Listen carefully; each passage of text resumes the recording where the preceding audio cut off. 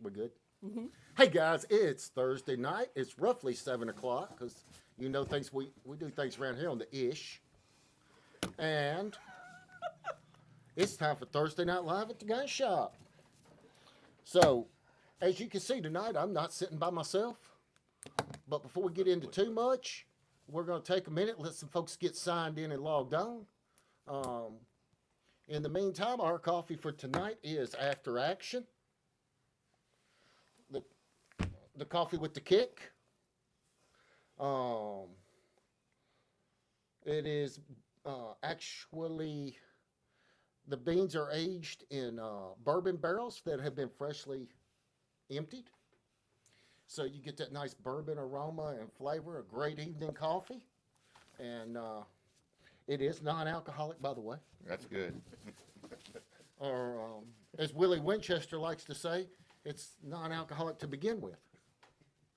Eric Ferguson says, "Hey y'all." John Miller said, "Good evening, guys." Eric said, "Damn fine lineup." Hey, Cody, John. Cody just Hey, popped in. Eric, Cody, how's everybody? Glad to have you guys. Thank you for being on. Look, guys, we've kind of got a game plan here we're going to try to run off of. However, if you have questions, put them in the comments. Stephanie's going to try to keep up with those and feed them to us or feed them to the person that you want to ask the question from, and we'll get you answers. So, are we getting a few in?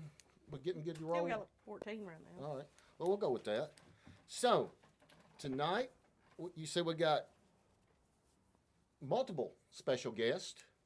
To my immediate left is Chris Todd, and you represent the 73rd district here in Tennessee. And for those that don't know the numbers, that's Jackson and Madison County. To my right is Rusty Grills, and I represent District 77, which is Dyer, Lake, and Obion counties. and then on the far end, we got Richard Archie. Yes. Life member and West Tennessee I'm Board the of West Tennessee Directors. Director of the Tennessee Firearms Association. Yeah, what he said. Yeah. And unfortunately, we don't have. No, we don't have Brock tonight. Something come up with one of his children, and he had to bow out. But you know, kids first, family first. So, don't think anything of that. Respect him even more for putting his family where it needs to be. And I think he said he would be willing to call in if he needed to. But Yeah, if there was So, any. you know, if he's dealing with something with his children and that, you know, be daddy first. He has to be gone enough with this job. That's a fact. So, Can you hear everybody okay? I want to. here, give us a Check that. sound check. John Miller, give me a sound check. Call them out. Radio check. Radio check. Characteristically, they don't have a problem hearing me. No. We can No. always hear Richard. Yeah. Richard, you're very distinctive. Did any of you guys want so, if you, what I would like to know though is like, give me your background because we just met for the first time tonight. If that's okay, I'd like to Sure. know a little bit about you and what brought you into the gun world. I was The part- born. The part Sounds that you good. can tell. Okay. Yeah. The part I can tell. Well, most of you guys know I'm Tom Cantrell. Born and raised in Greenfield.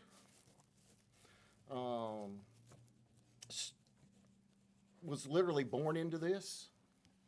The night I was born, my dad and one of his FBI buddies came in the hospital. It was Huntington, Carroll County General Hospital, and put a 1911 in the crib with me. And you've been safe ever since. And I think I've carried ever since. I did a little time with Uncle Sam, got injured, had to come home, took over a small gun shop in the Tipton County area. When I left there, we went from 2 stores to 7 stores. Served on 9 different pro staffs, give or take. I may be forgetting somebody. Shot for Glock. owned 3 different training schools where we trained law enforcement, military, civilian. Shot competitively for many years. And I mean, I've pretty much just done this all my life. I was born into it and don't know much else. I came here. I'd been out of the industry for a little bit. Came in here to buy a box of shells. Walked out with a job. And That's kind of how it works here. You walk in one day, the next day you're working here. and Is that the reason you locked us in? yes, Yes, you're not leaving now. You're here forever. walked in. I could think of worse places to be locked Literally, in. literally met Lance for the first time. We talked. I think he'd heard of me. I'm not sure. But walked out with the job, and How we many had years ago was that? been here going on 8 now. I'm in my 8th year here now. Lance bought it in 2016. He bought this store. I came in 17. But I've been like one of the organizations Richard and I think both belong to. You guys may, I don't know. Good friends of ours, Gun Owners of America. I've actually been a member of Gun Owners of America longer than Eric Pratt's been there. I think Chris got set up on that the other day. Didn't we get you hooked up on that? Yeah, I got it connected now. So, yeah, that's kind of where I come from. There's a lot of interesting and wild stories through those years, but we don't have time for them tonight. Rusty Douglas says, "What's this about?" What's this about? It's about meeting the representatives that represent you and being able to give them good and wholesome instruction on how you want to be represented. And Eric Rudzinski says, also a bunch of freedom fighters we have here. Oh, that's a compliment. It is. Absolutely. Eric's a wonderful guy. He's he's Episcopalian or Lutheran? Lutheran. Lutheran. Minister in Jackson. That's great. Great young man. Got two young boys. One's just baby still in the carrier. But Otto and James, and great young family. So, did any of you guys want to take the opportunity to actually say a prayer for the guys that? I'd be sure. Okay. I don't mind at all. I don't. Okay, guys. Right now, we're going to have a serious moment. We are here to talk about Second Amendment issues, with primarily issues within the state of Tennessee. But we had a big tragedy yesterday up in Antioch, there by Nashville, with the school shooting. There's no words that can comfort those people. There's nothing that anybody here can do to make it better for them. The only one that can truly give them comfort is the great physician, or the Lord and Savior Jesus Christ. And we want to tonight take a moment, and some places they want to have a moment of silence or whatever. We're actually going to take a moment and have prayer for these people. If you'll join us, Rusty's volunteered to lead. God, we come before you tonight just asking you to put your hand on this situation that took place yesterday in Nashville. There's families that are hurting. There's families that have questions. There's families that just don't know which way to go. But God, I pray that you wrap your arms around them, and I pray that you give them a direction that they can go to you, and just make yourself real to them so they can walk up and hug up to you.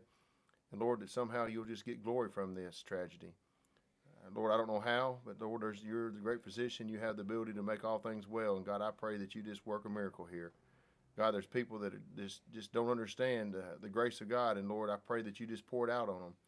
And God, I pray that there's people up there that realize that life is just short, and that the eternity's forever, and that they'll think about their eternity, and maybe someone will come to know you because of this. God, I just thank you so much for the freedoms we have in this country, and the men and women who have fought for these freedoms, and how they've stuck their neck out on the line over and over again. And God, we pray for those men and women wherever they are tonight. We pray for our police officers. We pray for our president. We pray for the Congress and the Senate. And God, we ask you to give them a direction that looks to you for guidance and for direction, and Lord, that leads our country in a way that makes you happy and brings honor and glory to you. But God, once again, we just ask you to be with the police officers, the families, the school administrators, and everyone that was involved in this tragedy yesterday. And Lord, just give them grace that they need. For us in Jesus' name we pray. Amen. Amen. Thank you, Rusty. You're welcome. You're welcome. Eric said Katie wanted a shout out as well, and he Hey. says he's Lutheran, by the way. Don't mix me up with those national cathedral preachers. Sound like a great guy. I Hey. thought that might get a little. I thought that might get a little bump out of it. Hey, Katie, we love you, baby, and you got beautiful babies. So with that done, we're gonna dig right in. I'm gonna ask this question out, and then I'm gonna ask that Chris and Rusty. I don't care. We can take turns on who goes first, but then each one of you give the answer to it. Sure. Okay. And Richard, if they get it wrong, That's the reason Chris sat down there, isn't it? if they get it wrong, Well, see, I can see that I've already had some influence on this program over here from the list of questions that we have in front of us tonight. Hey, Because this is kind of like I have put it together. that there is a list. Yes. Is an improvement. So Yeah. look, guys, this thing, like I said, we started out with this thing. I was standing in front of the pistol counter talking about the stuff we got in for that week and the 4 rules of gun safety. Because the whole reason we started it is they introduced me to gun tubers. And And off of that, I'm going to take a second because you don't have this on the list. But Chris actually passed a bill last year that requires that we teach gun safety in schools. And I think that comes in 2026. Have you seen anything from the Department of Safety yet showing what that curriculum is going to be? I have not seen it yet. I need to ask about that, see where they are, because they had to put that together with a couple other entities, including TWRA. So I have not, and I did not ask TWRA today. They were in my office, and I just didn't think to ask them about it, but I will. Okay, I've been meaning to ask you when I talk to you, and I keep forgetting to say, sorry to break in there, but I think it's important to know that Chris took upon himself to get that passed in the General Assembly so that children who do not have a culture of firearms around the home and where their parents teach them gun safety, everybody at some point is going to be confronted with a weapon. They need to understand what to do. The fact that if you see one, don't touch it. You need to then alert an adult. You need to leave the area, alert an adult. don't touch it, leave the area, alert an adult. Yeah, and those 3 things are just so simple, but nobody's teaching them, so therefore, I think it's endemic that we've got them captured in school. That needs to be taught while they're there, and that's my opinion on that. So I appreciate the work that you did. I remember when my mother, and this is not the first conversation, first topic, but I remember my mom has never been an anti-gun person, but she's just never been comfortable around them. Her dad, growing up, was a game warden, guns everywhere around the house. Me and my brothers, my dad, growing up, we loved to shoot, we loved to hunt, we just liked to buy them. And my mom was always just fearful of them, not wanting to restrict anybody from having them, but she was fearful of them. So one day I got a bunch of women together at church to do handgun training, and they took the handgun class, and all these women were up there, and my mom come home and they're talking about how much she enjoyed it and how much of a stress relief that was, because she saw that guns properly handled were not dangerous, but yet they were responsible with that, with the training and how the training made them more aware of the surroundings. And I just think what Richard's talking about with kids, man, that really makes them more aware of what the power they actually have. And may take the mystique off of it. That's They're correct. not as likely to Pick it up and grab play one. with it if you know what it is. Curiosity gets people hurt. Yeah. In in these cases. Absolutely. And when you take the mystique and the curiosity away, you can eliminate 80%. I'll say as high as 80% of shootings where guns are just plain mishandled. And I didn't mean to take us off the tangent there, but Hey, I get off on that tangent every week. I think you may have chimed in a week or 2 ago when I was talking about if we could get everybody going in one direction where we didn't have to litigate all this stupid stuff that should be common sense, and we could take that money and put it into, I know right now at least me, I'll speak for me. I'm on the outs with the NRA. If you watched the show last week, you definitely know. But their Eddie Eagle safety program. Now let's talk about that. Let's talk about that separately. Is a very, very, very, very effective program. Yes, their Eddie Eagle was very effective. And when it was operating, like in Knox County, they know it saved 2 lives and solved a murder in 1 year. Yep. That was documented. Because of what these kids had learned, and these were inner city kids that aren't exposed to guns, but correct. they had been exposed to the Eddie Eagle program, and they did what they were told, what they learned, and they actually solved the murder. They know for a fact 1 murder and 2 different people, they know lives were saved. That was documented. That's the Knox County sheriff at the time is the one that was sharing that with us. But too often kids are going to CSI and TV shows for their gun safety. Yeah. And they're, because they watch a couple of shows of CSI that they become detectives, they're they're gun experts, they're everything. And too often kids are being influenced from Hollywood, and Hollywood doesn't have the best track record, in my opinion, of responsible adulthood. No. On so many fronts. Right. And that was not the topic at hand. Look here, we're not even online. I never expected it to stay. But one of the things that we all also want to make sure of is that these kids are educated about the laws. Yes. Correct. And the laws in Tennessee right now related to guns and even clubs are kind of confusing when you read it. And that is Richard, you've been mentioning that That- for quite some time. Yes, I have. That brings And us that back to what segues us right back into the first deal, and I'll introduce this one, and then we'll let Chris and Rusty talk about it. Well, I'll shut up. All right? So turn the mics on so we can pass them They're on. to They're They're on. whoever's Yeah, okay. everybody's. To whoever's speaking. All right. So we have a codicil on our statutes right now that makes it a crime. in Hey, the would you state of use Tennessee. words that everybody else uses, though? Because I've heard you on the radio. Okay. And you've been reading a dictionary too much there, Richard. So just use the regular words. All right, so we got a statute that says that you're a criminal if you carry a firearm and you got bullets close. All right, Or that's club. and that was defined in a Senate Judiciary Committee hearing because I goosed one of the committee members to get them to ask that question of my good friend Miss Elizabeth Stroker and said, "What does it mean? The intent to go armed?" Because the statute in Tennessee says it's an offense, and this is 39-17-1307-A1. It is an offense to carry a firearm or a club with the intent to go armed. And I've just been so aggravated by that my whole life since I read it the first time. Why would you pick up and put on a handgun in a holster on your hip, make sure it's loaded and safe, if you didn't intend to go armed when you left the house? Hey, Now- no, look, don't matter if you left the house. Yeah, that's true. Even in your home. That's correct. Yep. So that's the first topic is, are we going to continue to have, and by the way, I'll make comments on this now, commentary. It's a Jim Crow law that was put on our books in 1870. And its purpose was to make sure that the freed slaves did not have the ability lawfully to have firearms to stand against the KKK and the Night Riders. And so at that point, in the whole state of Tennessee, you did not have an opportunity to carry a firearm, a handgun. Let me correct that, because we'll get to that in a minute. But you couldn't carry a handgun lawfully unless you went to the sheriff of your county and you were then a special deputy.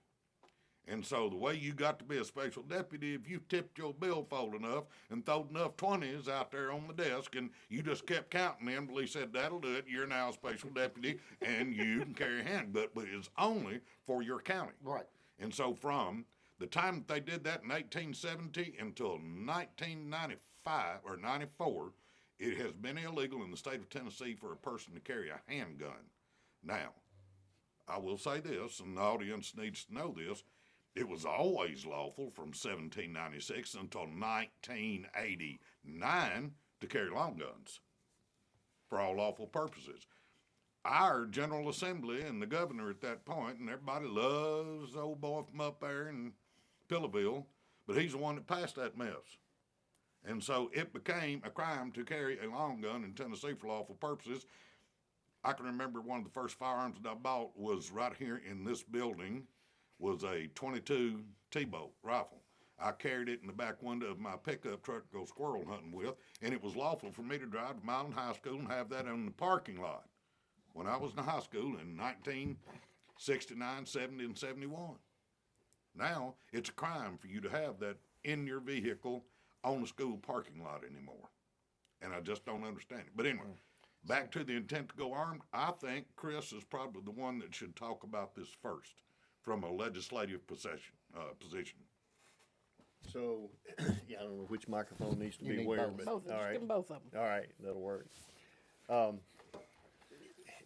We've tried a number of times. I've been in the legislature 6 years, and Rusty almost that long. And we have been trying every year to change this. The defenses that are in 1307 and other sections are against that offense of carrying a firearm is what really allows you to have a permit and then the quote constitutional carry that we have in this state. But it's confusing. If just the average person picked up the code and said, okay, I'm going to read this for myself and know what can I do, you're going to come away with questions. It's not going to be plain and simple. So Rusty and I and several others have been attempting to get that changed. And it's very difficult in the legislature because it's hard to convince people that we actually have a problem. So you have legislators that are sitting on a committee. And I think just in general, when you have a bill before you, you think, well, we've got enough laws on the books. Why do we need this one? Just it's kind of in the back of your mind. So convincing them that we have an issue that needs to be solved is the first problem. But I think Richard and TFA especially have done a very good job over the last several years of preaching that and saying, here's why we have a problem. So that's been established, and so we're making an attempt. I'm doing something this year that is maybe a slightly different approach because many times we've tried to not only correct this, but we've also tried to incorporate things from Bruin and other Supreme Court cases to make sure our law complies with what the Second Amendment truly says, that there are no infringements on the right to keep and bear arms. That always is met with difficulty when you try to correct some other things in the law other than just the intent to go armed. So this year, I decided this past year during the summer that I was going to kind of strip this down, and we're at least going to change this intent to go armed, make it where it's no longer an offense to go armed unless you meet certain things like that are already in the law, like a convicted felon and so forth. So that's what I've crafted right now. And matter of fact, today sent a draft back to legal to get one more thing changed in it, and then I'm going to run it by Richard and some other folks to try to make sure that we haven't missed anything. We're also including in that the reduction of age to possess from 21 to 18 because the courts have said you have to do that. An 18-year-old is an adult for everything. You can't discriminate against 18 to 20-year-olds in one civil right versus another civil right. So that's a very positive thing that has happened, I believe, and unfortunately it had to be done in court because we could not get that changed in the legislature, as simple as that sounds. And you'd always have the argument that, well, 18-year-old brains are not fully developed. Well, why are we letting them vote then? You know, why do we let them sign contracts? Why do we send them to war? Why do we send them to war? Let them get married. Yeah, let them get married, all of those things. Yeah, so if you're an adult, you're an adult, you're an adult. If you want to raise, and I've told this in committee, if you want to raise the legal age for everything to 25, I don't care. But it's got to be across the board. It can't pick and choose what an 18-year-old or a 21 or 25-year-old does. So that's going to be one big effort we have this year.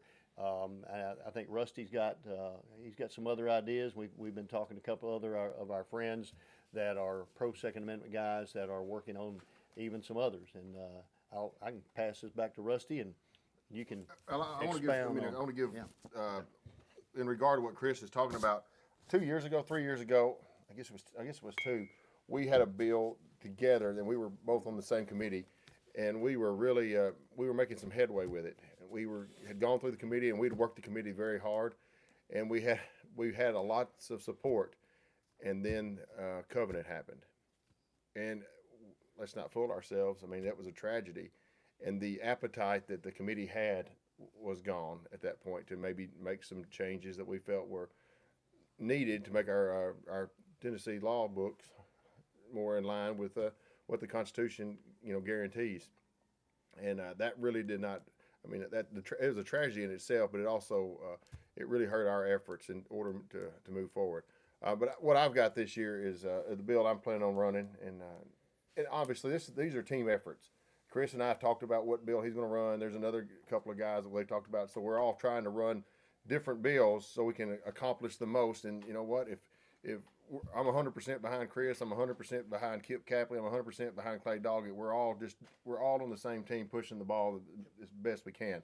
But I'm going to be carrying the bill that swaps the enhanced carry permit, handgun carry permit, over to a firearms permit, which most people think that it would be legal. When you say, I remember when the constitutional carry was come out, we passed that, or the constitutional carry in quotation mark. Our caucus sent out a graphic that said something to the effect about constitutional carries has been passed, and they had this person holding a rifle. And boy, that was a great graphic, except it was just not right. We passed a permitless carry for handguns. And I remember one of those committees. I guess it was that bill I was just discussing. Chris and I were working with a couple years ago. Our TBI director was there, and I drew a scenario, and I said something to the effect: if I had been deer hunting this day, and I had my deer rifle in my truck, and I had going down the road, going back home, and I got within a mile of my house, I ran out of gas, pulled over on the side of the road. I put my deer rifle on my shoulder, had my coat on.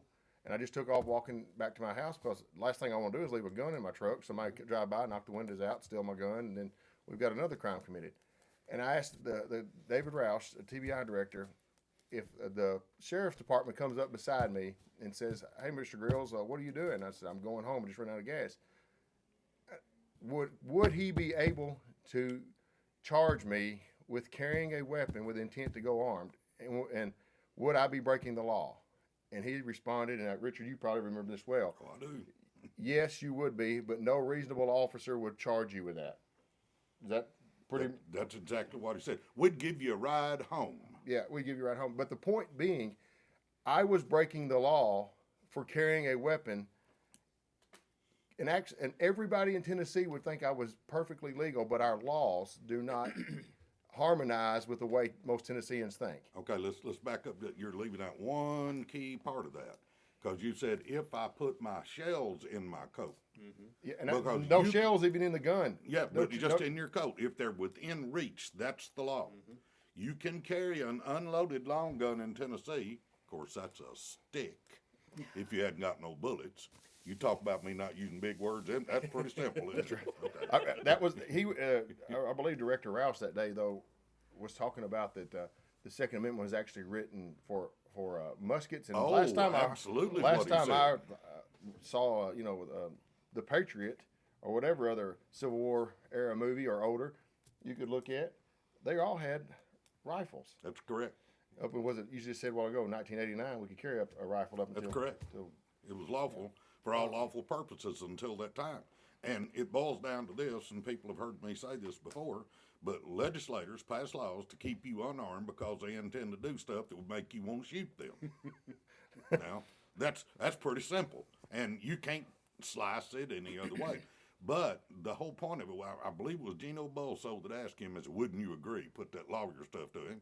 So wouldn't you agree, if in fact we're going to follow the teachings of Bruin and Heller, that you would have to allow people to carry long guns in Tennessee for lawful purposes? And he said, no, I don't agree with that, because the Constitution tells us it was just talking about muskets, and that is in fact the top cop of the state of Tennessee that hasn't read, and he told us he'd done a deep dive in Bruin and Heller, remember? That was exact, because I don't forget these things. What about the common use? He doesn't understand that. And what it says, you go back to Heller, and it's real simple. It says, across the board, we generally accept that the government can restrict people from carrying dangerous and unusual weapons. However, weapons that are in common use are covered under the ambit, I hate to use that word, Rusty, but under the ambit of the Second Amendment means umbrella, okay? So what he said There's people out there, Richard, that appreciate it whenever you talk back on that sixth grade level like the rest of us. So the problem of it is I have to go up there and deal with the Elizabeths, and I have to deal with the people at the legislature, and they don't talk that language. And so therefore, I have had to steel myself, so to speak, to learn to speak in that vernacular. It's kind of like in engineering.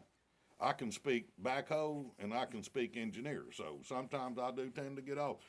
One time, one of my company officers said, I think Archie wrote this letter, and he said, let me see it. And my boss did. He looked at it and said, Archie couldn't have written this letter. He said, how do you know that? I said, ain't no 17-letter words in it. So I am guilty of that. But As an old concrete as finisher. an old concrete finisher, yeah. And I do tend to play that. What was it Jody said? Don't hand me that all shuck stuff anymore. Here's the thing across the board.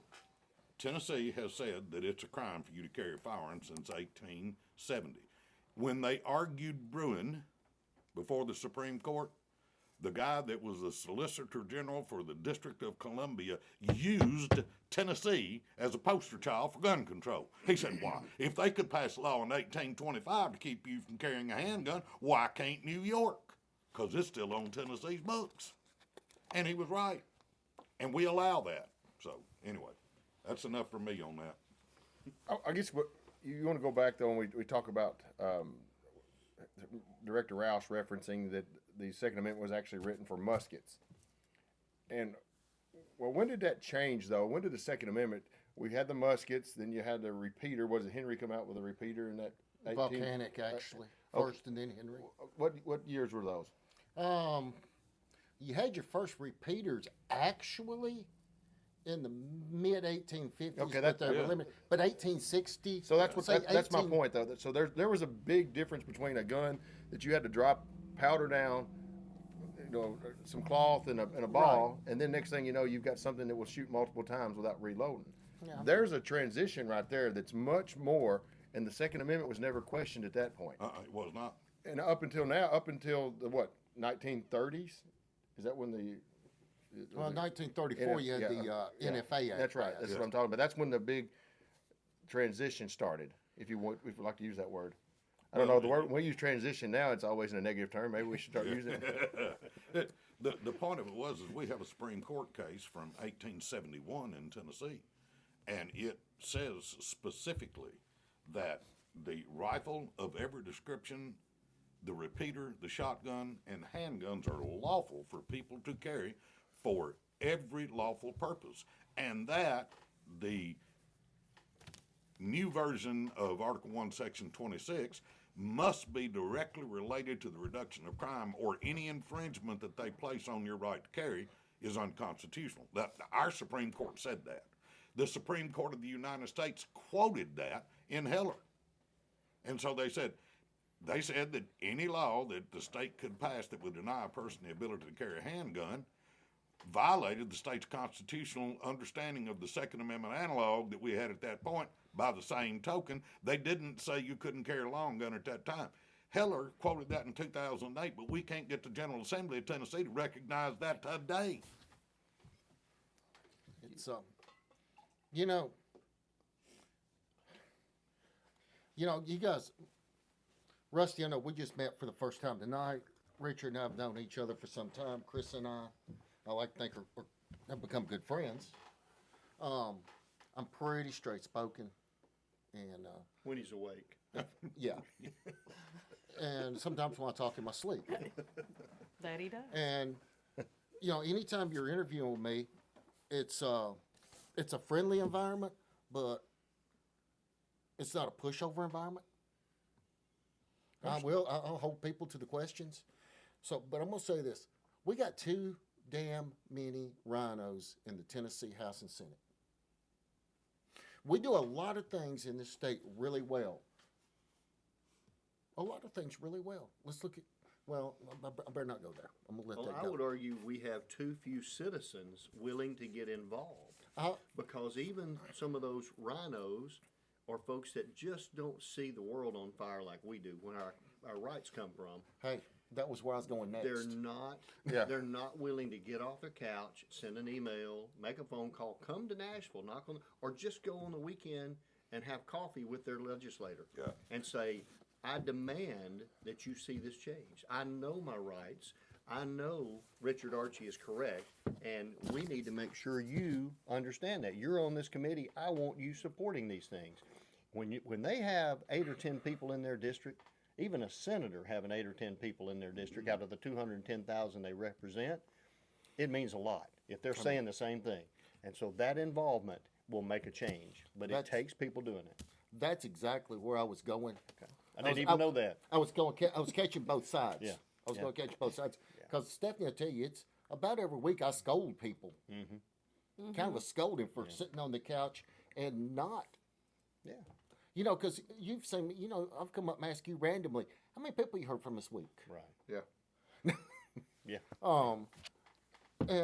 But they, How many people you hear how many people you hear of calling because they're concerned or because the person they work for, the group they work for has challenged them to send out so many emails to their legislators because they're worried about their job or some of the benefits they're going to be getting. They're not doing it on their own accord. They're doing it because someone else, Right. They were prodded. And I think that's a problem. And I think Chris and I, we talk about this every night when we're in Nashville because we stay pretty close to each other. So we have lots of in-depth conversations, and we've probably solved every problem in the world at least 3 times over the last 5 years that I've been there. We just haven't got them all enacted. But the average citizen thinks that their rights come from government, rather than the government is there to protect the rights that God gave you. And too often we think, well, when things get tough and the economy starts to suffer, or you have a pandemic, or you have a shooting, that the best thing for us to do is attack those rights and start to limit them because we know that government somehow is going to provide us protection. The citizenry does not understand that government is there as almost a necessary evil, and in some cases, yes.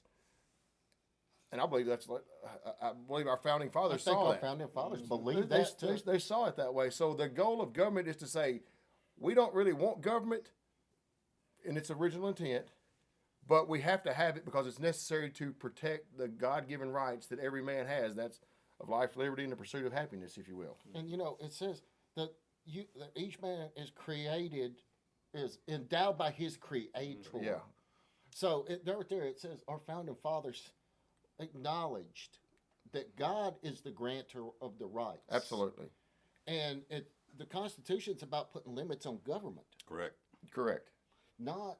No doubt. And you're right. Too many people now are lazy, and I'm not too. I call everybody out. Like I said, I'm 100%, just whatever.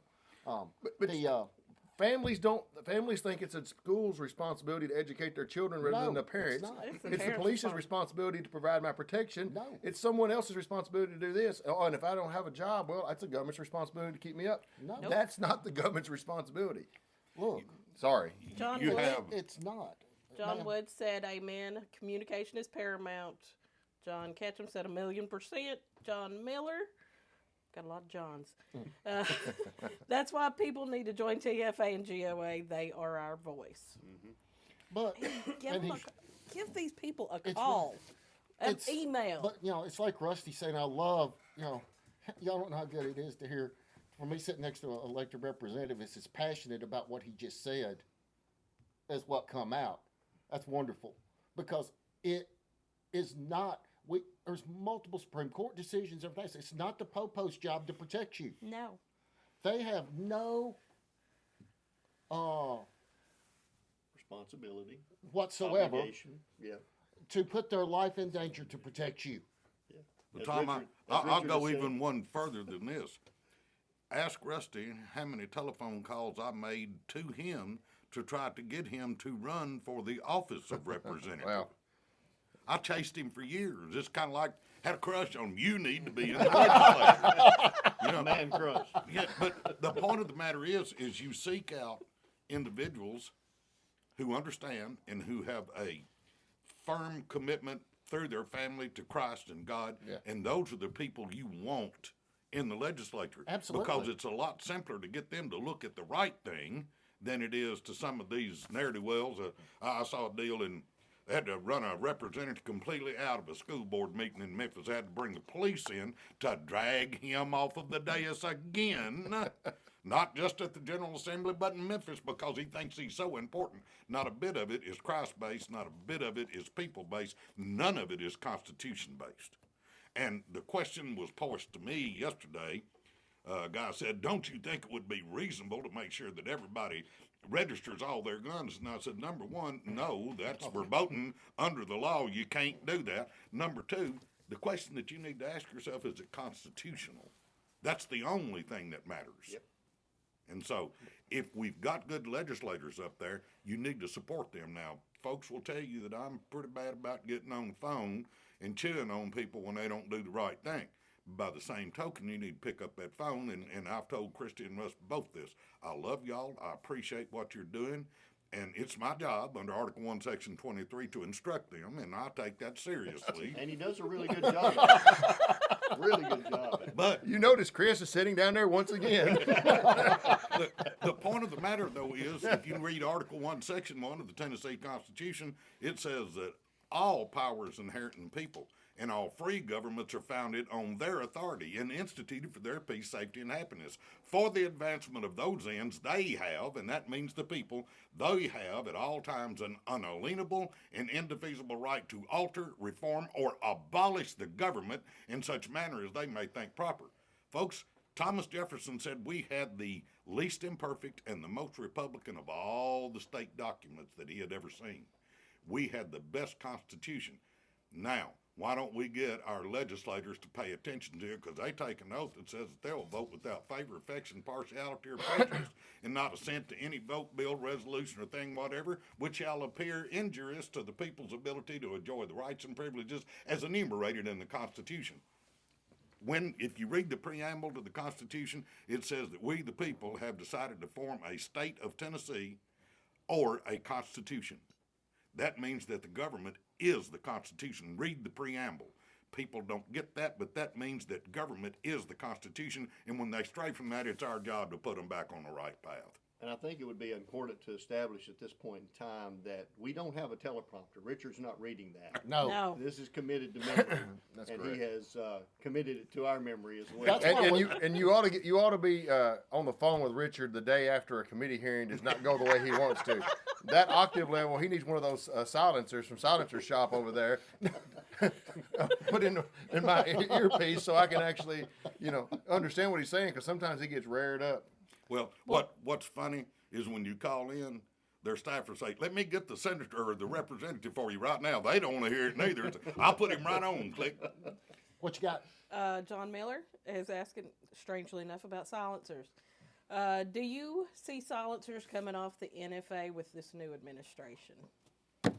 Hopefully. Hopefully. That is going to be one that's these guys are in Nashville. It's already off of Tennessee's law. Yeah. Yeah, Prohibited it's already, 2014. Tennessee's already did this. Yeah. And John Ketchum says, say it the back. Say it again for those in the back. and not only the silencers have been removed from Tennessee. A couple of years ago, I removed short barrel rifles from that prohibited list and short barrel shotguns. So all we need to do is get the right court case at the federal level, or the right, Or HR 322. whatever it takes. Just the right, just something.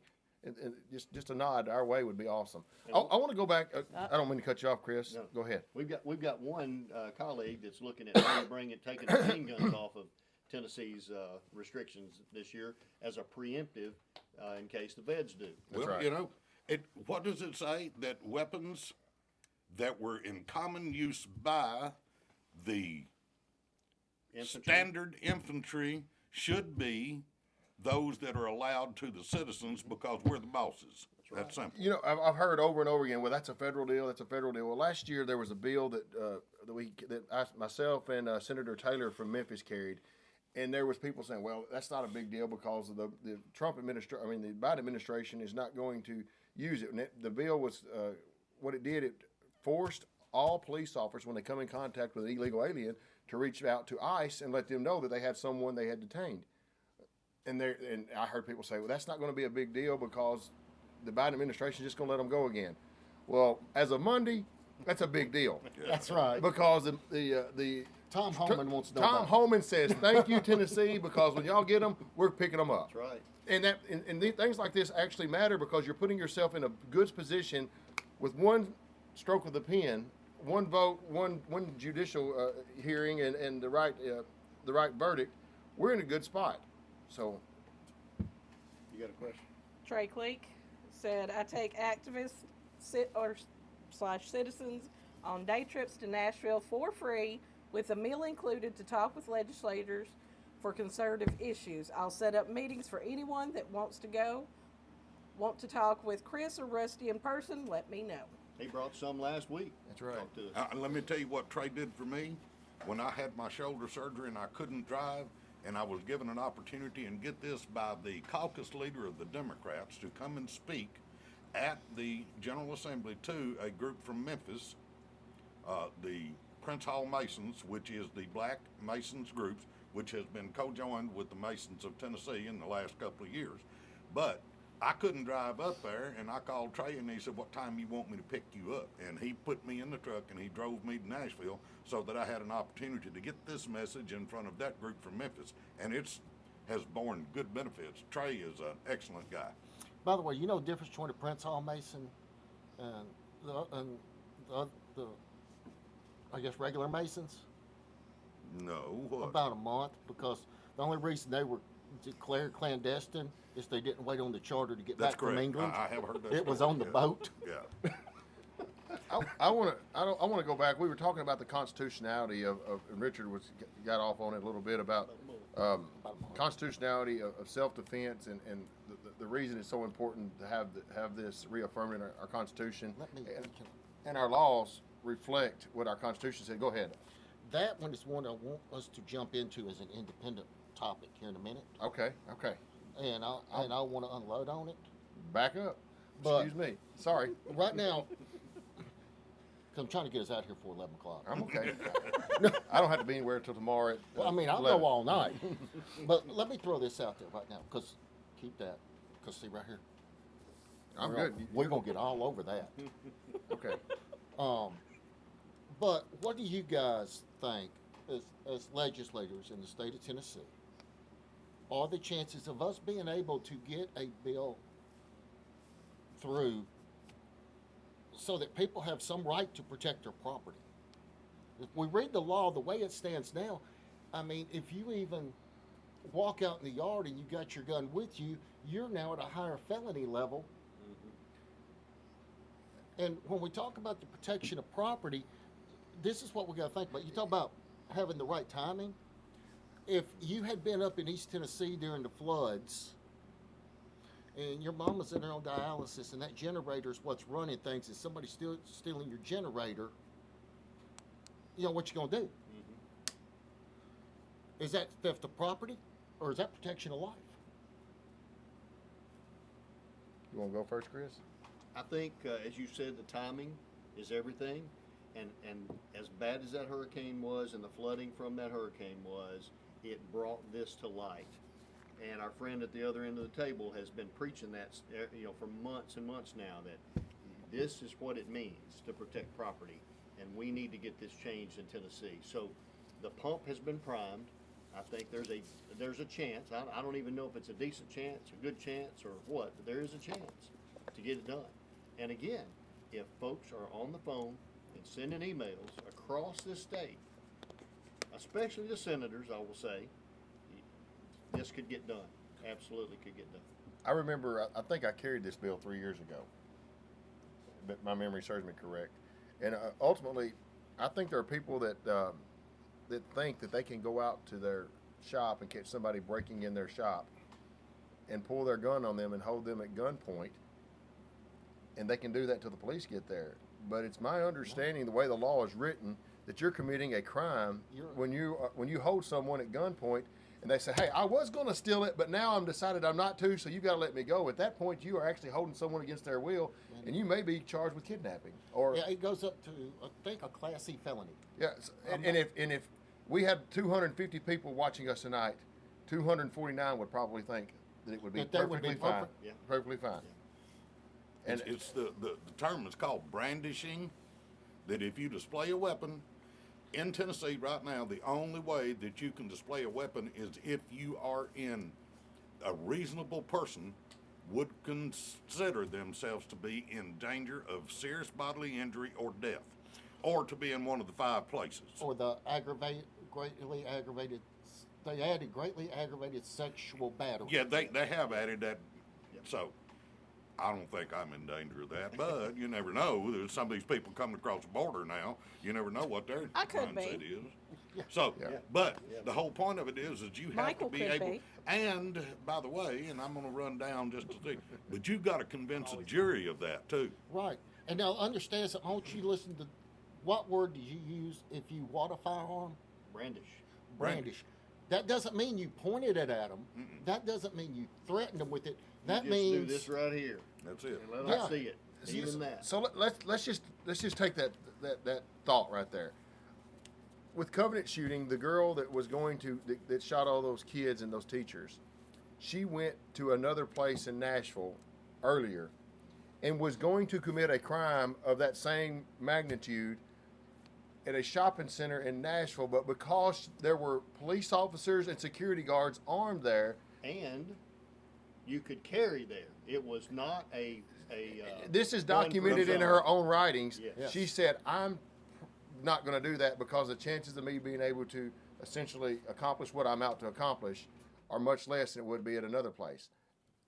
that's when the And so covenants there is no telling the amount. I've heard the number maybe as high as 60,000 crimes a year that are prevented because somebody had the ability to carry a weapon, and that crime that was going to be committed was not committed because they just didn't think that they had a chance to get away with They it. knew they might be met with Right. an equal force. That's correct. And There's this Antioch shooting this week, again, in Davidson County, they turned down SROs that the state was paying for.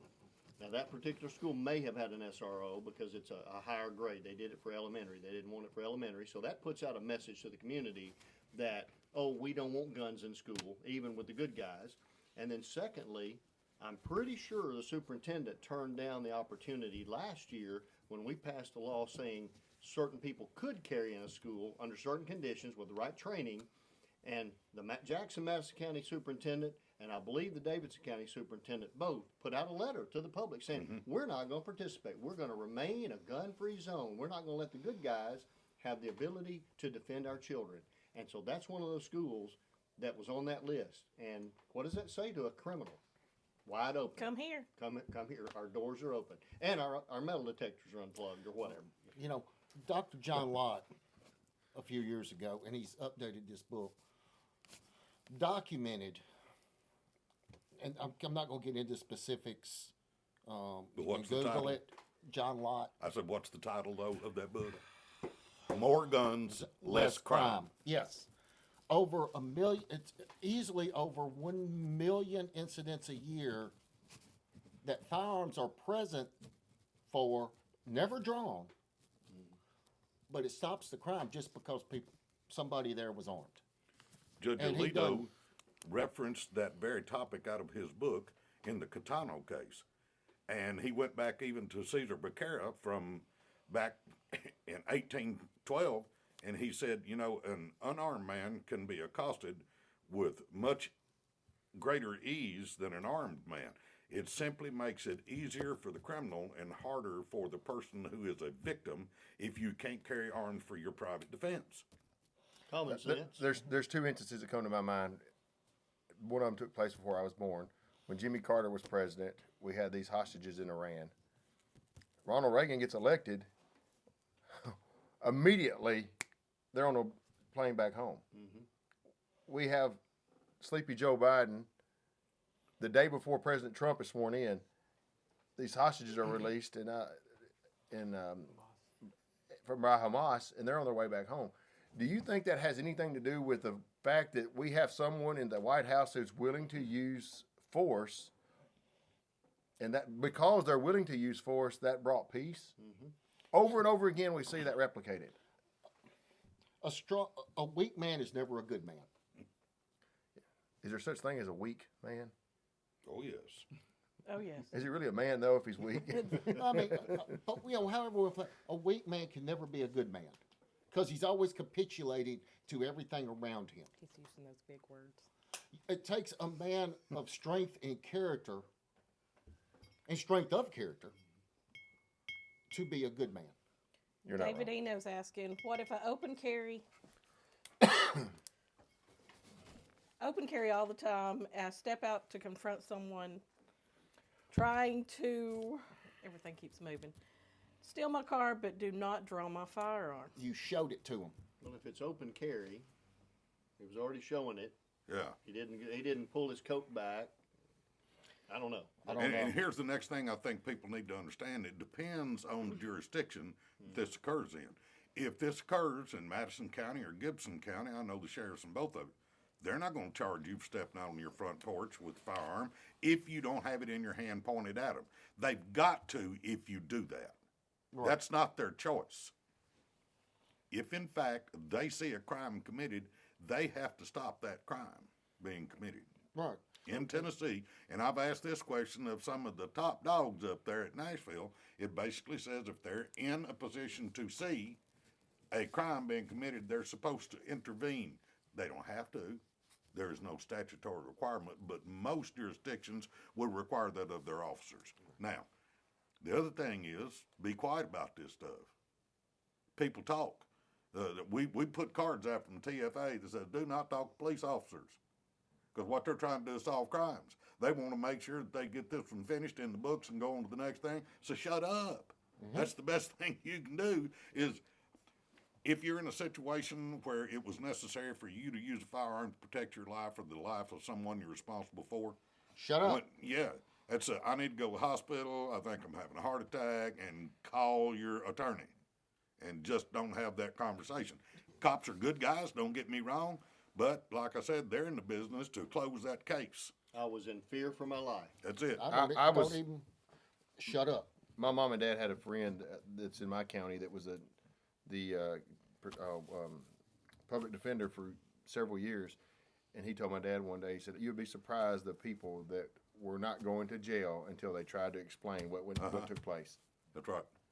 And Had an officer one time on the side of the road said, "Well, I've seen a lot of people try to talk themselves out of getting a ticket. You're trying to talk yourself into getting one." So, Well, and to the point the gentleman raised, this confusion, why you should even have to ask that question is what we want to solve. That's really what Exactly. we're Yeah, about. yeah. It needs to be plain and simple. It shouldn't be confusing. You shouldn't have to call a lawyer to say, am I legal to do this? It ought to be simple. here's the next thing on the issue talking about protection of private property. Texas has that law. I know legislators Someone are brought that up here. always saying, "Hey, do you know another state that's done what you're trying to get us to do?" Yeah, and Texas. so and so the question or the conversation that I had with a member of the legal staff this last week was simply this way. What we did in Texas when we got that passed out there, we told the criminals that now it is their job to decide whether their life is worth more than your property or not. That's how we've posed it. It's not whether you get a right to protect it. Just make them decide on that's what they want to do. We're going to put it up, and if you want to join that club, you can just jump right in there. yeah, and I don't know what the statistic is, but gun owners, in my opinion, and this is strictly an opinion, I don't have the data memorized, but are law-abiding citizens as a whole. Mm-hmm. They want to keep their rights. They don't want to harm people. No. They're responsible with the firearms that they own, and that's the general consensus I get of most people that they would want to label as gun nuts. You know, if you look at it, if gun owners were the problem that people that the Absolutely. left Yeah. wants, guess what? You'd have a much larger problem. Yeah. You know, you wouldn't have to ask. Yeah. You wouldn't have to wonder. Trey Cleek again. As someone who gave up an FFL during the Obama administration due to the lawfare being waged against the firearms industry, I think the state could look at some type of legislation to protect businesses that are supplying citizens guns and munitions so they can exercise their right. How many times has the ATF bothered WHMC over the years? I'm sure Mr. McClanahan could have told some stories from all his years. You know, I'm gonna take part of that, and then I'll let you take some if you want it. Me or Richard? Whoever. But as you know, as having FFL, being involved in this for more years than I care to remember.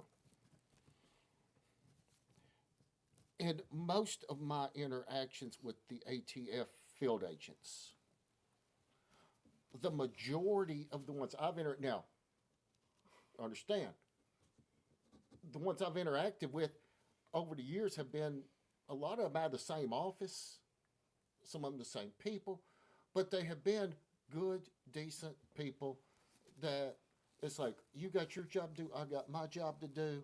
Let's see if we can get this done and get along. Now, I do know there are some out of some other offices, maybe east of here, that are quite rough. And they are, they actually I've heard of those stories. they actually have meetings, and I'm not going to say who told me this, but it was a person who may or may not still be employed by ATF. Said that they had meetings at this office east of here where they actually made plans to be able to find people to revoke. That's messed up. I've had them tell me there's certain, that they target dealers in certain major cities that tend to have more traces, which I think is maybe not quite fair because just the clientele in that, I'm going to get myself in trouble here. Yeah, You might. But, the people that's coming in that store's got a larger percentage, a larger chance, and most of those are selling bigger numbers. And the more exposure you have, the bigger the numbers, Naturally. the more exposure you have, the more chance of that happening. Right? So, yeah. But I don't know what the state could really do. I wish I did. I wish I had a suggestion that I could give these guys because, our FFL says federal firearms license. That's right. The best thing we can do, I think, as state legislators in that situation is to influence our federal counterparts. Senator Blackburn, Right. Senator Haggerty, Yeah. Congressman Kustoff, and the other congressmen we have relationships with to say, let's do something about this.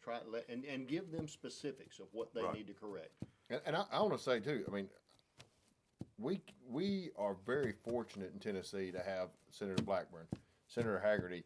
When it comes time to when you start looking at the voting records across the U.S. Senate, we've got two, top dogs, if you will. I mean, they are on top of everything that's right when it comes to the transgender issues. Marsha's at the top. When it comes to dealing with China issues, Haggerty's right there fighting with us. When it comes to conservative spending issues, they're both right there with us. So kudos to Tennessee for electing two rock stars in the U.S. Senate, in my opinion.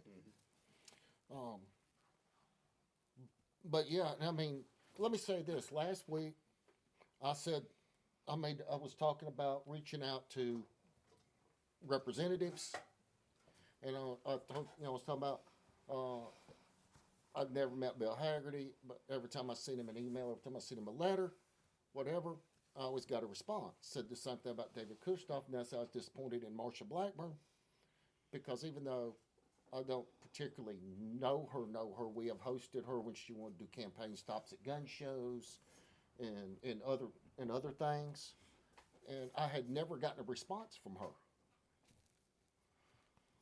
I think there's a pretty good chance you might start getting responses now. Well, Yeah, I think a friend of mine may have made a phone call.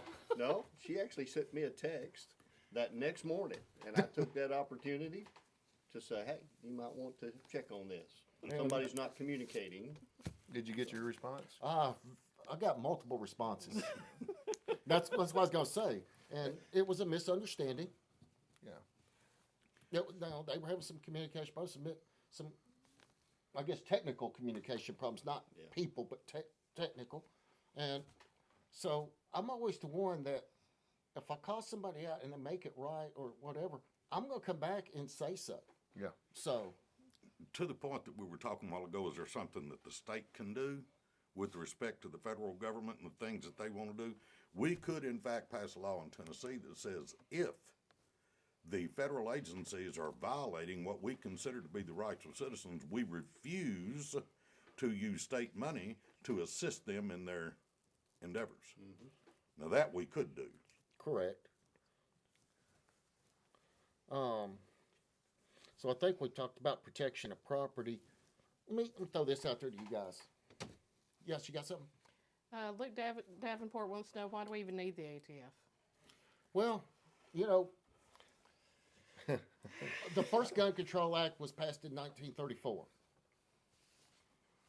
Next major Gun Control Act was passed in 1968. The ATF was not founded until 1972. Well, let's look at what ATF did. Look at alcohol, tobacco, and firearms. They're supposed to And be an explosives. entity to retrieve taxes. Correct. Is what they're supposed to be. That's why and they're a they didn't bureau. have the taxes on the guns until they got the NFA, but they're supposed to make sure that you don't brew hooch in your backyard and not pay the government their vig on it, right? Right, that's the first Yeah, they thing. used to call them the Alcohol. revenuers. Tobacco, same thing. You can't grow tobacco in your backyard and sell it to your buddies down the street. They won't be able to control that and get their taxes. And the same thing with firearms. Their whole concept of being put into business was to collect taxes on those three things. They have bastardized their job across the board, and what they're doing right now is trying to be the 600-pound gorilla in the room when it comes to firearms, but all they're supposed to be doing is taking the taxes up. Now, they say, let's investigate crimes. Well, what's what we've got DEA and FBI and our local law enforcement for? What they've done is you give them a federal budget and money, they will continue to expand and hire. Did you see today the deal that's secured? I got it right here. Right here. Okay. Now I'm gonna read this. Now this, okay, let me tell you where this comes from. This comes from the AP, USA Today, and the Daily Mail. You know, those bastions of liberalism. No, nothing on the right. I've told you guys 1,000 times. A lot of times I'll read my mail from the left. Or I read my news from the left. And then go somewhere else to find the truth. Yeah, usually 1440 or. But, you know, as President Trump signed an executive order that puts all diversity, equity, inclusion, DEI hires, within the federal government on mandatory leave. So the ATF quietly changed the title of one of its bureaucrats, Lisa T. Boykin, the chief diversity officer, to senior executive literally overnight To save her job. Yep. to save her from the chopping block. And I believe it was the AP, one of them, had pictures from the ATF website Yeah. one day apart, before and after. I've got a friend with the Second Amendment Foundation that sent me a picture, and it said Second Amendment Foundation doing what it does, and at the top of it it says, oh, you can have short barrel rifles with braces, and at the bottom it says, oh, you can't have short barrel rifle with braces. And then in the middle it's got her on this side, senior diversity officer, and over here it's got senior advisor. So it's the same thing. They can't keep their stuff straight. Michael Santiago said alcohol, tobacco, and firearms should be a title of a store, not a government agency. I like that. It's true. So, you know, this just talks about, this just shows, you know, they're thumbing their face at the president. And I appreciate the fact that we're actually having a conversation about DEI when that used to, 3 months ago or 4 or 5 days ago, this was something that we're supposed to embrace because it's the you know, way to the future. And I'm grateful that President Trump has at least brought a light to it that they're having to hide now rather than to be out in the open. Right. That doesn't give them an excuse. They need to fire her and whoever else facilitated Exactly. it. That's Those right. people don't need a government pension. They need a firing. Amen. And I mean, I would have wanted to call this out if it was not just because it's ATF. That's no any. If I found this on any federal agency or bureau or whatever, just so happens ATF's the one that got caught with their hand in the cookie jar. Yeah. And it's Right off the bat. and it's Yeah. literally everywhere. That's because they're not very smart up there. They just, you know. Well, I didn't even know that gun running was a thing since Eric Holder left the Department of Justice. Yeah, I mean, he got gun runner of the year. Decreased a lot. But the Mexican government wants to sue the gun makers in the United States Yeah. for what Eric Holder did. Yeah, well, if they could put him in jail, it might be worth it. Okay, so we got that. I'm gonna throw this one out, and I'm gonna preface it. Okay, give you. In 1968, we passed the Gun Control Act the GCA of 1968, or the idiots in Washington did. And within that law, within the Gun Control Act of 1968, they made provisions for people to build their own firearm at home. Outlined it. This is legal. And then they said, it said, if Chris builds him a firearm at home, he does not necessarily have to serial number it.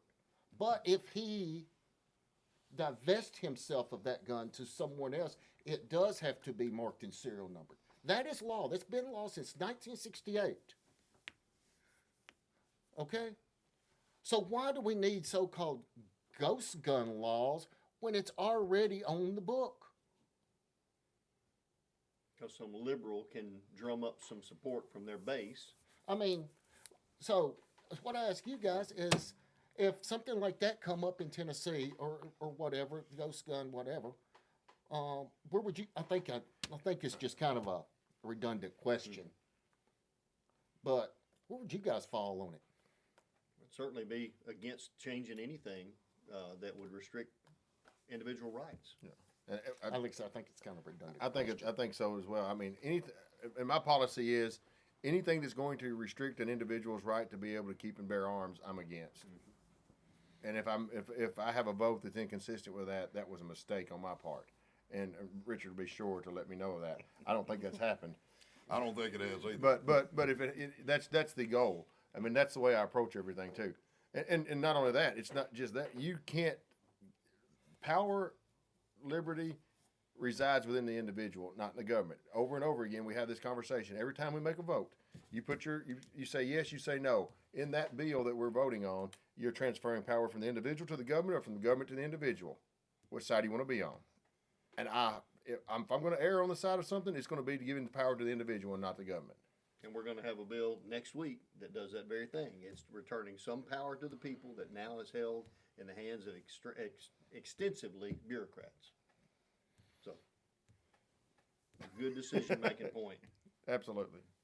I'm gonna throw out another that's probably a redundant question, but what I want your constituents to understand, the ones that maybe don't know you, to understand that, in my opinion, y'all are the good guys.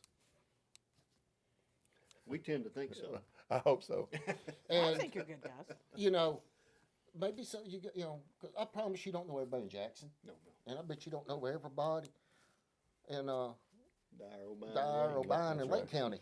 Yeah, just the people that are mad at me, they know me. That. But you know what I'm saying? Absolutely. So it gives you that chance to, let's say, and Chris, I know both of y'all have already faced this one. Opposing any form, and the key there being any form of red flag law, either national, state, or local. I think y'all have already. I'm just in opposition to it. I mean, there's a process. You do not take rights away from people who have not been convicted of a crime. Just because I'll be honest with you guys. There's neighbors that get mad over each other because of the clothes they put on their line, or what they're too loud of music in the back when they're in their swimming pool, and people get into serious fights over that. And it's unfortunate that the population will use the strong arm of the law, the police, and they'll call them out there and say, so-and-so was doing this or so-and-so was doing that. And that just gives them an opportunity. The red flag laws give them an opportunity, in my opinion, to use the strong arm of the government to be a harassment mechanism for people that they don't necessarily get along with. And you just don't do that. You have to have due process before you're going to take anyone's rights away. And you've got to commit a crime before you're going to take anyone's rights away. No question. And it needs to be established that Rusty does have a clothesline and a swimming pool. So that's what we're talking about. But I don't have a neighbor. Well, here's the other side of it. Last year, Tennessee's legislature passed a bill that preempts any local authority from passing a red flag law, period, and says that we won't have them in the state. We already have involuntary committal. Everything that they were talking about needing to be, we need to keep crazy people separated from their guns. Well, the laws that we have on the books right now pick the crazy people up. What they were wanting to do was to send in and pick the guns up, leave the crazy people on the outside for them to get another gun or a chopping axe or a chainsaw or a truck or a can of gasoline and a match. They weren't going to take care of the person. They were going to take care of a specific one group of tools, and that's stupid. I'm sorry, I don't Absolutely use that word often, but that's stupid. Everybody can understand that word, Richard. Yeah. Yeah, it is. Even stupid people can understand that word. John, Stupid people don't John understand. Catchum Just people around says, it. "Thank y'all for all y'all do to help the people, keep our rights, and God bless y'all." Trey Cleek, Who was that? John John Ketchum. Trey Cleek said, "Rusty and Chris are definitely the good guys in Nashville. I want to hear what their favorite shooting sport, hunting, training activity is, and what is their favorite gun. If they could only keep one of their guns, which one would it be?" Oh, I hate those. That's guys. like asking me which Which child I child's have. is the favorite? most- What's your favorite child? Oh my gosh. That's the hardest question Yeah. tonight. I'm going to answer it this way on the guns. I'll keep whichever gun I have the most ammo of. How about that? 'Cause That's probably pretty That's good. logical. Yeah. I don't want to run out. Favorite shooting sport? I would say for me, it's anytime I can shoot with. I've got 3 adult kids, so anytime I can shoot with them. So last weekend before last, when it snowed, my youngest son was home from college, and he and I built a gong stand that's, I'm gonna say, retractable, so you knock the gongs over, you pull a rope, it stands them back up. We made that in my shop.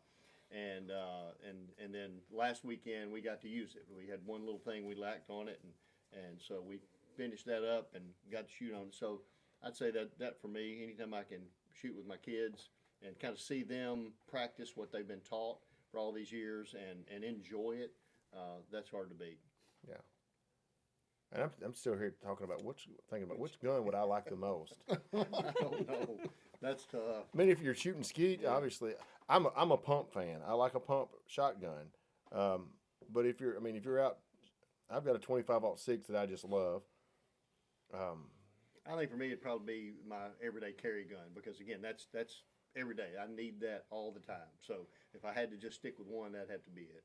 And it's pretty now. It's beautiful. It is pretty. It's beautiful. Got a Tennessee flag lasered into the top of the slide. It's gorgeous. Where'd you get that done? WHMC Guns took care of that for me. Let's see if we can get some of this smoke. Well, Tom, let's get serious past that one for just a second. You got one more question. I want to be sure we get this before we run out of time. And it's talking about the fact, is self-defense a right in Tennessee, and should we enshrine that as a right in Tennessee? And I will take the answer on this one quickly, because it's not a right. It is considered by the Tennessee Attorney General as statutory only. And if you are required to use a firearm in defense of yourself or someone that you're responsible for, even lawfully, that you are, as far as the Tennessee AG's office is concerned, from 1966, I can show you the ruling, you are guilty of at least manslaughter if you take a life. And so therefore it is necessary at that point for you to convince a jury that you were justified in the use of that. And so you have no right in Tennessee to self-defense right now, statutorily. That's something I think that the General Assembly ought to jump on and say, hey, wait just a minute. If we go back to even look at Heller's case in 2008, it talks about St. George Tucker saying that self-defense is the true palladium of liberty. And in any government where it attempts to take firearms from the populace, if liberty is not already dead, it's on its deathbed. Now, we don't have a right in Tennessee to self-defense. That's one of the questions, and I'd like to hear what the legislators have to say about that. I think it should be established as a civil right, just like the Second Amendment should be enshrined as a civil right in our state. Now, was Chairman Doggett trying to do that last year? He had a bill that He said the Second Amendment was a civil right, not necessarily self-defense. Okay. And that didn't get anywhere either, Right. because there's a certain individual that is a legislator that will tell gun store owners that he's the most Second Amendment friendly guy at the General Assembly, irrespective of what Richard Archie would say. Right?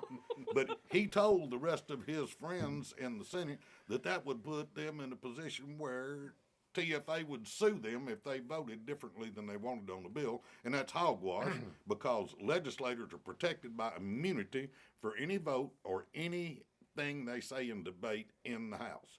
You can't hold them to account because we hired them to do that. And so you can't sue them for it. They can tell you your mama wears army boots and ain't nothing you can do about it, okay? But that bill simply reiterates what they said in McDonald v. City of Chicago, that the Second Amendment is in fact a civil right because they incorporated against the states through the Due Process Clause of the 14th Amendment. Now, I've testified to that a number of times at the General Assembly, and nobody's paying attention to what I've said.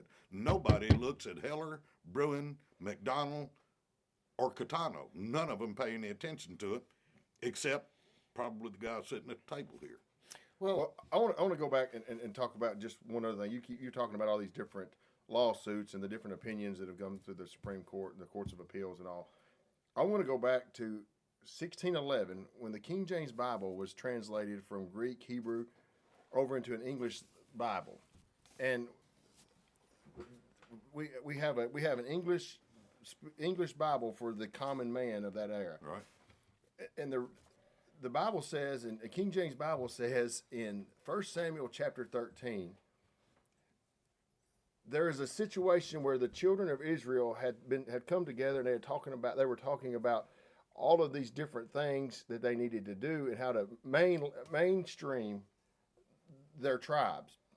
And what they had done is they had given the ability for them to make their hoes, shovels, pitchforks, swords over to the Philistines.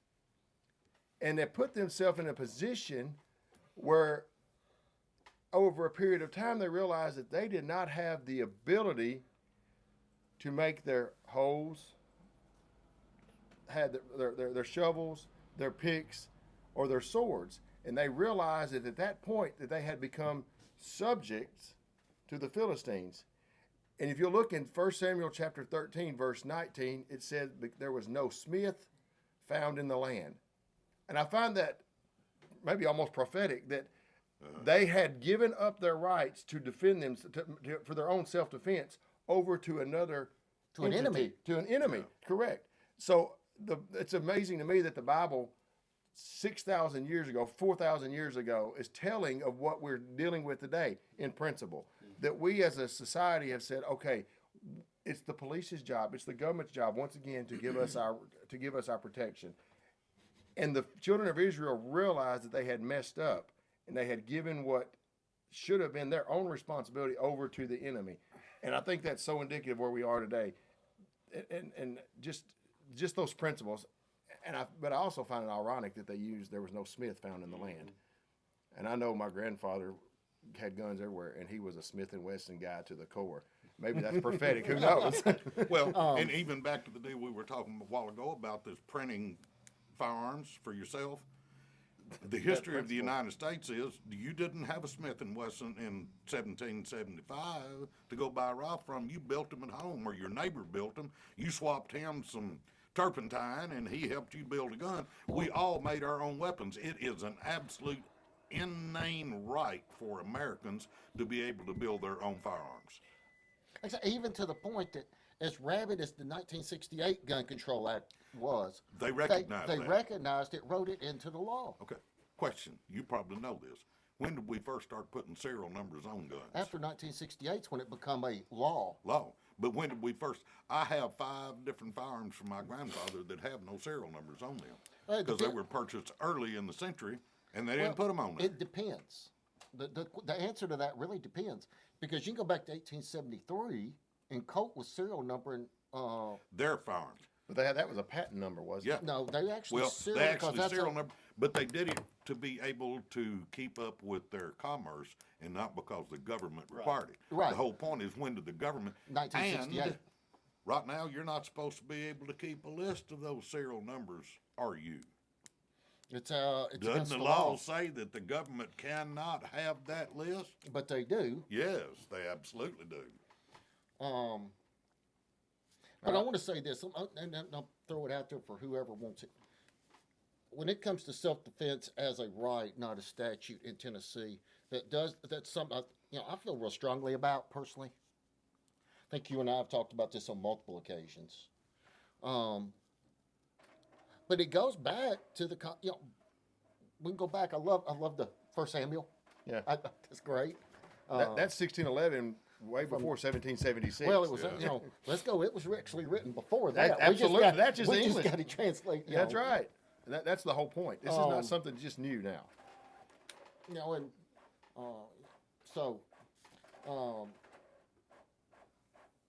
the Constitution says we have the right to what? Keep and bear.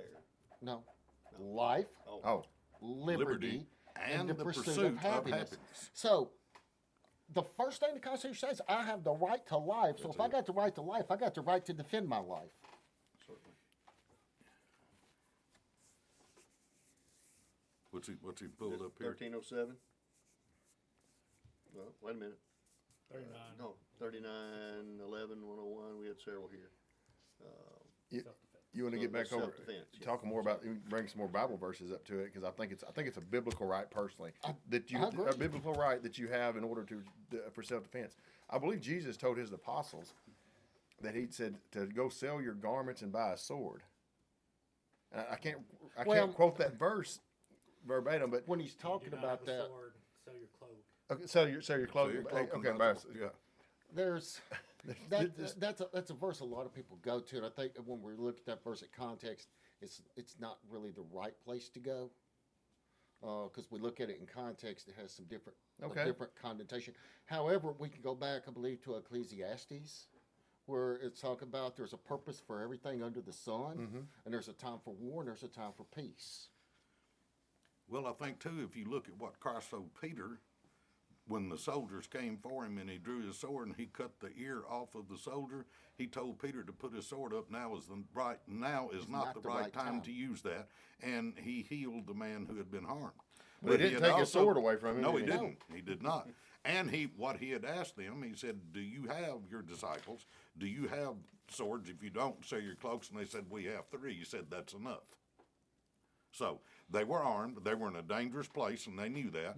But just like you said in Ecclesiastes, there's a time for everything. Under the sun. At that point, he was saying, "Peter, put your sword away. This is not the time. I have to do this." Isn't it amazing how Scripture confirms Scripture? Absolutely. No conflict. Yeah, it is. It is. It's called principles. Principle, over and over again, you see principle upon principle upon principle, and they harmonize. I call it inspiration of the Holy Spirit. I think you would be correct. Well, you know what we did? We got through all the questions on your list tonight. I'm surprised. I literally am surprised. All these left turns that we did, we still got through all the questions you had on your list. And you did it in less than an hour and a half, too. Rusty, I know earlier I think you were wanting to say something. You started into something about something that we were up here. We kind of covered it though. My point that I wanted to make, we just kind of. I by no means wanted to cut you off. No, you're fine. I appreciate good conversation in the dialogue, and whenever you put yourself out there in something like this, though, you hold yourself a little more accountable because there's people that have heard you say X, Y, or Z, and because you said X, Y, or Z, I don't ever want to be called a liar, or I don't ever want to be accused of doing something or not doing something I said I was going to do. And things like this are not just good for people to know where we stand, but they're also good for us to hold ourselves accountable. Yeah. Troy Click says he's a fan of Luke 22:36. Says, "Then said he unto them, but now he hath a purse, let him take it, and likewise his scrip. And he that hath no sword, sell his garment and buy one." Yeah. I think what he's saying is you better have some way to protect yourself. Brett Calicott says, "I recently joined TFA. For the first time, I learned of the TFA right here on this weekly show. I appreciate you folks hosting this week after week and look forward to every Thursday evening as I will always learn something." Brent, let me tell you, this guy, he you know, when you get hurt, when you're laid up, or when you're having a bad time, that's usually when you find out how many friends you don't have. That's correct. Yeah. You know, with breaking the leg and being laid up and all that, it's been the opposite for me. I have found out I have a lot of people that care about me that I had no idea about, and you know, Brent wanted to get a get well card to me. Just it meant so much because he sent it to the shop to make sure it would get to me, and I mean he don't realize how much that actually meant. That's just amazing. And you know, that whole thing is, one day I'm gonna make a whole video on that and probably start another channel so I can give God all the glory that He deserves for that. We'll do that on every channel. You know, because that's the only reason I'm sitting here with you guys tonight. Well, Rusty touched on something that is, I think everybody probably knows this, you don't think about it, and that is that elected officials generally don't like to be boxed in. And so sitting there and actually stating what you firmly believe or something you will not waver on is difficult, because you don't know what you're going to be faced with in the future, some decision about a bill. But there are certain foundational principles that we don't give on. I don't care what the bill is. I don't care what the news story is that's driving a narrative. There are foundational principles that we are going to stand for and will not waver on. And we don't mind putting that out there. We don't mind telling a crowd, because I think we both would feel the same way about this. If our constituency disagrees with us and they vote us out next year, so be it. We've done what we could do, but we're not giving on our principles. And that is for the people. That is something we believe, because of the way our Constitution is written and what it says, how it's founded, that we cannot waver on certain things. And your rights, your civil rights, are exactly that. We cannot waver on that. Absolutely. But you know, I cannot right now quote election results, but I think we could say comfortably that both of you guys were elected with the mandate to keep doing what you're doing. 68.2, I think. You know, Yeah, I got 72%. so And I want to go back. I want to go back and talk about this. Chris alluded to it a while ago. In the race that I was in, I'm an advocate of school choice. I think that parents are the best positioned to make a decision for their child and where their child's going to go to school, how their child's going to be educated. I don't make any bones about that. I never have. As a matter of fact, we homeschooled our kids. Not that we hate public education, but because it's our responsibility as parents to make sure that they are educated properly. And we feel like God, when we stand before the Lord, whenever we're dead and gone, we're going to have to give account how we took care of our kids. And because of that, in my position, they found somebody to run against me, and very well respected guy in our community, and they made it all about school vouchers, which I don't know what school voucher is, unless the TEA is pushing it. But school choice was on the ballot, and I was told over and over again by different people in every community, you can't be for school choice and win over here. You can't be for school choice and win over here. And we were fortunate enough to get 72% of the vote. My point being, it'd been a whole lot easier for me to say, you know what, I'm just going to vote no on school choice. But then I'd have to live with myself. I'd have to live with myself and saying, you know what, back to putting government into control or the individual in control. Where do you want to be? And here we are. This is another time in history where we've got to decide, you want parents or parents or government? I'm going to stick with parents. Yep. And that's not even what we're talking about. But you know, what are we talking about? We're talking about personal freedoms and how the government shouldn't encroach on them, and the government's empowered by the people. So I think it's exactly what we're talking about, Rusty. Well, it all intertwines. Yes. But when you look at the percentages or the amount of the vote that you guys were elected by, I think it's a mandate that says keep doing what you're doing. Absolutely. And I want to go back to that. Chris had an opponent that in all reality was funded very well, name recognition out the roof. And Chris still, took him to the woodshed and didn't leave anything out. he cleaned his clock. But I'll tell you this, you never heard a negative word from Chris during the campaign. Nope, not one. Not one. I didn't even mention that I had an opponent till somebody late in the election. I mean, election was already going on. People were voting.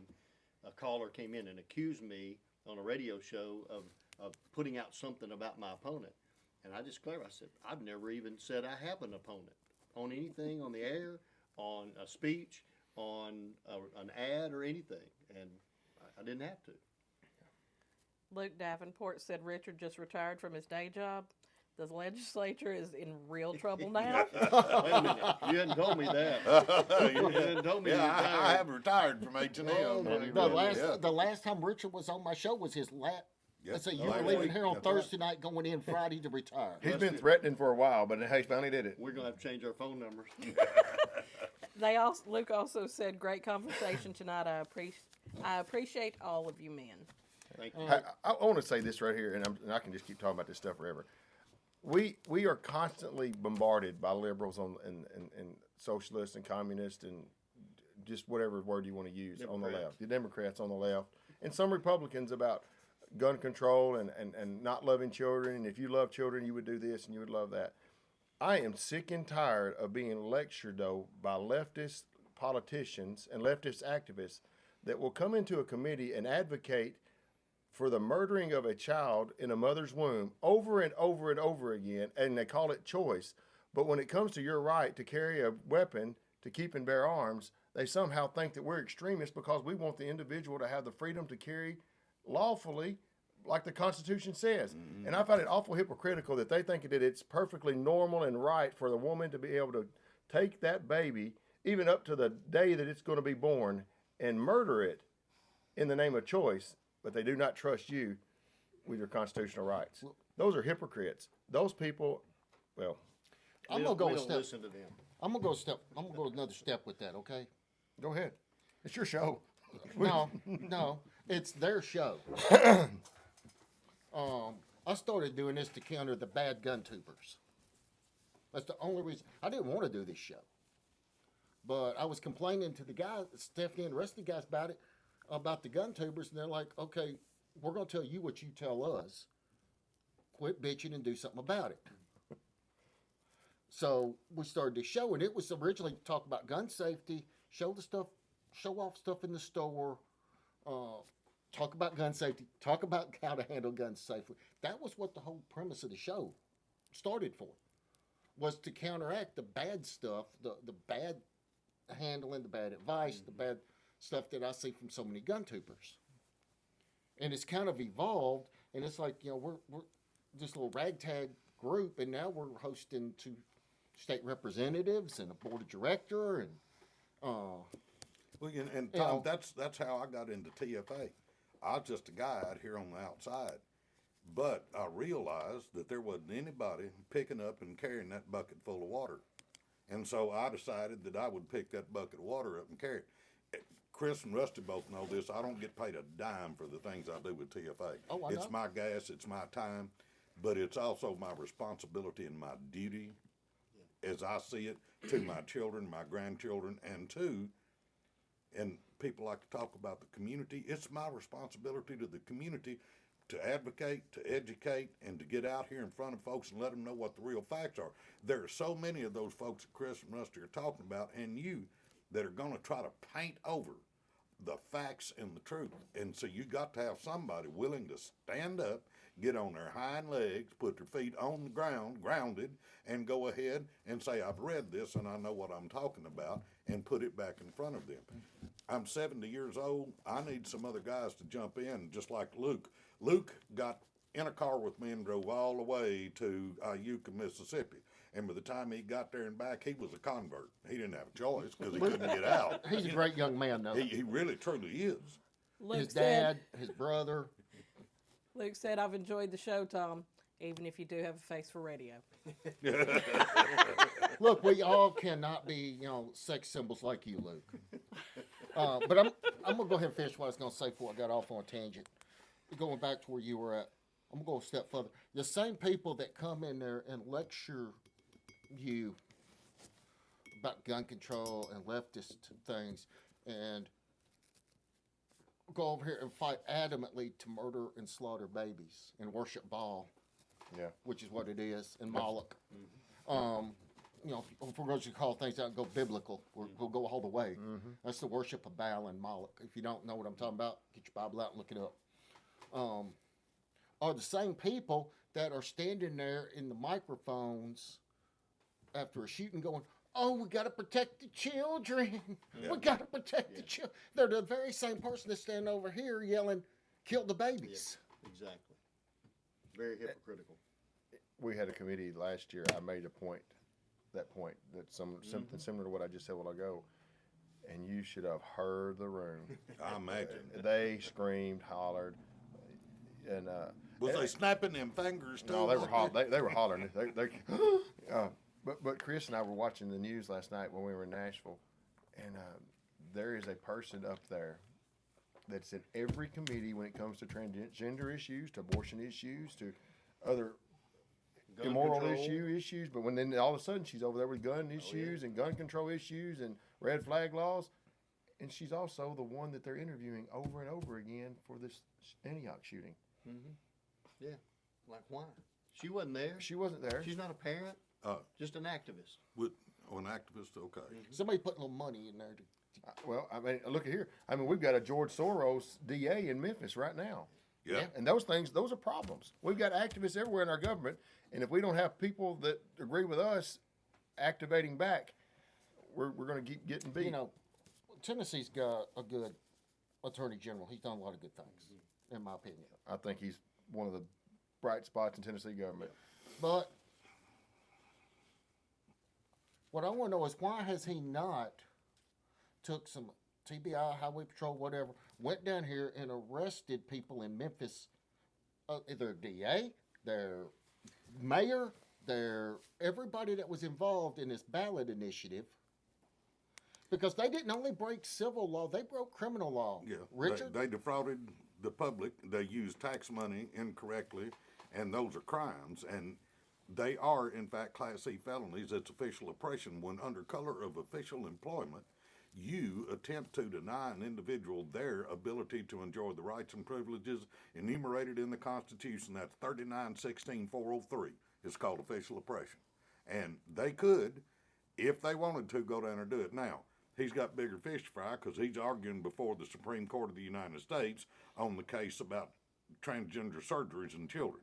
I know he's busy. He got some knuckleheads working for him because that motion for summary judgment in the case right here in Gibson County, Hughes v. Lee, some of the things that person, whoever wrote that, said are so bad that it just, listen, I had to get buckets of cold water and throw on me to keep me from picking up sword and torch right then. The first thing the Attorney General's office said is Tennessee's got the best gun laws in the states, period. And I'm thinking it's a crime to carry a firearm anywhere. What? You know. And then he says, oh, no, by the way, Rahimi gave us the ability, as the Attorney General's office, to name any place we want to out here, a sensitive place. You can't do that, but yet we're paying these people top dollar to be attorneys and to tell us what we can and can't do. I got to admit, even as I'm by far no lawyer, but as I read that, it made me want to throw up. It's really bad. And then it was nearly as bad as what the city of Memphis and the Memphis City Council. But the difference in a lot of people is Richard's not going to sit still for it. I've sued them both. And so we actually, I'm going to be a little disingenuous here, I guess, but we actually have a charity with TFA now. It's called the Tennessee Firearms Foundation, and the mission statement of that is just simply to sue for your Second Amendment rights in Tennessee. So if you got a wad of cash and you need a tax write-off, you too can donate to the Tennessee Firearms Foundation and help us in that, because for every case that we do, it costs us between $100,000 and $150,000. And John's not getting a penny. No, he's not getting a penny. Everything he does is pro bono. Everything I do is pro bono. My shirts, I buy them. And they say, well, you can have the shirts. No, I'm going to pay for it because I want to be able to look in the camera and look in people's eyes and say, I'm doing this because it's a mission of mine. And this foundation, with these lawsuits, is making a difference. What we can't get done in the legislature because of different obstacles, they're getting done in court over and over again. So it's very successful. And it's necessary. And necessary. so all of it combined is kind of like making good breakfast. You need sausage, you need eggs, you need biscuits, you need gravy, and you need bacon and some good coffee. We've got to have it all if we're going to be successful, because them other people is packing their lunch and coming after us. But Richard just wants a job of cracking eggs or busting them. Oh yeah, I can. Hey, we gotta have a little country ham. Well, Gotta have a little country ham. yeah. See, with the situation we've got right now, we can't be doing that much salt, so I'm had to come off. I hate that too. You have no idea. Okay, Thanks so much. We've had fun tonight. let's do this. Let's do individual closing comments. Chris, couple of take a couple of minutes to tell people anything you want to in closing. Well, maybe just to repeat a little bit of what I've said already. Again, I think folks really appreciate somebody that's going to the legislature or any other government service or any other service that have principles based on the Constitution, and they're not they're willing to not compromise. They will not compromise on those principles, and that's just what I've decided to be.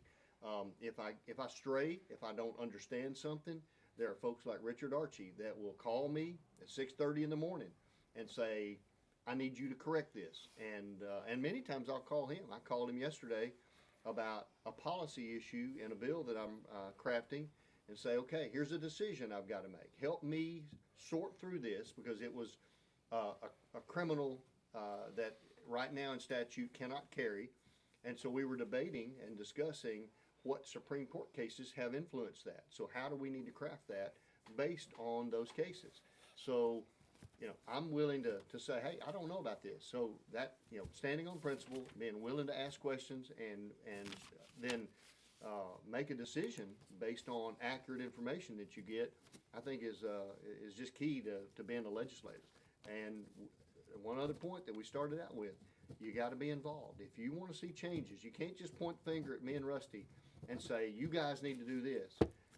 You got to get off your duff. You got to donate when it comes time to donate to entities like TFA, both from their legislative actions and then on the foundation side with their civil actions.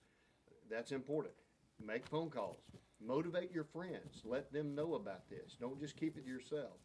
Let them know this is what you have to do to be involved and to make a difference in your government to protect your rights, because that's what government is established to do, is to protect your individual freedoms, and that's what we intend to do. So we are at your disposal to converse with us, let us know your thoughts, ask questions, and don't always assume you're getting accurate information. Double check what information you're getting. There's a lot of folks out there that make money off of clicks, make money off of asking for donations, and they sensationalize things sometimes in order to do that. So just check your sources, and if you find somebody lying to you, you probably want to find a different source.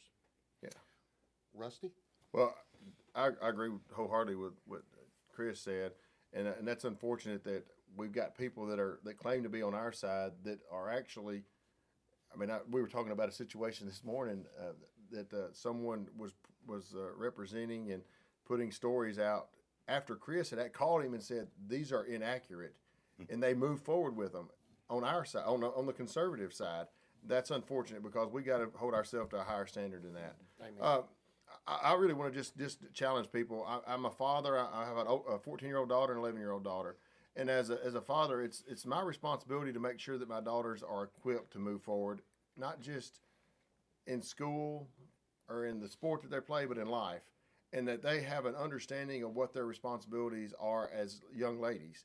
And I think men are missing the ball as fathers. We have let Hollywood, iPads, and the Taylor Swifts of the world, they are forming our children to think or to not think, if you will, in so many ways. And I think it's incumbent upon us as fathers to step up and be that dad that puts that positive influence out there of what a lady should be, how they should be expect for a boyfriend or a husband one day to treat them, and for us to step up to the plate as fathers and be that influence.